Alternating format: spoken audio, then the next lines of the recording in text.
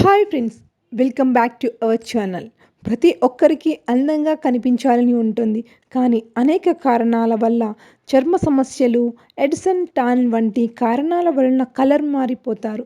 అయితే వంటగదిలో దొరికే 3 పదార్థాలతో ఫేస్ వాష్ కనుక తయారు చేసుకున్నట్లయితే మీ ముఖం అందంగా, కాంతివంతంగా తయారవ్వడం ఖాయం. దీనికోసం ముందుగా 2 స్పూన్ల గోధుమ పిండి తీసుకోవాలి.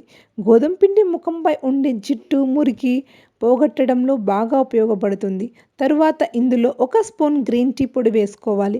గ్రీన్ టీ ముఖంపై ఉండే జిడ్డును పోగొట్టి ముఖం ఫ్రెష్‌గా ఉండడానికి సహాయపడుతుంది.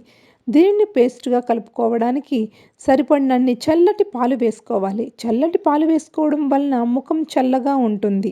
ఈ ప్యాక్ అప్లై చేసుకోవడానికి ముందుగా ముఖాన్ని శుభ్రంగా నీటితో కడుక్కొని ప్యాక్ అప్లై చేసుకోవాలి. 2 నిమిషాల పాటు స్క్రబ్ చేసుకోండి. తరువాత చల్లని నీటితో కడిగేసుకోండి. ఇలా చేయడం వలన మీ మొహంపై ఉండే జిడ్డు, మురికి పోయి ముఖం చాలా అందంగా, కాంతివంతంగా తయారవుతుంది. ముఖంపై ఉండే సన్ టాన్, నల్లటి మచ్చలు, డార్క్ సర్కిల్స్, మొటిమల వలన వచ్చిన మచ్చలు వంటి సమస్యలు తగ్గిపోతాయి. ఈ ప్యాక్‌లో వారానికి 2-3 సార్లు వేసుకుంటే ముఖం ఫ్రెష్‌గా, తెల్లగా మెరిసిపోతుంది. దీనివల్ల ఎటువంటి సైడ్ ఎఫెక్ట్స్ ఉండవు.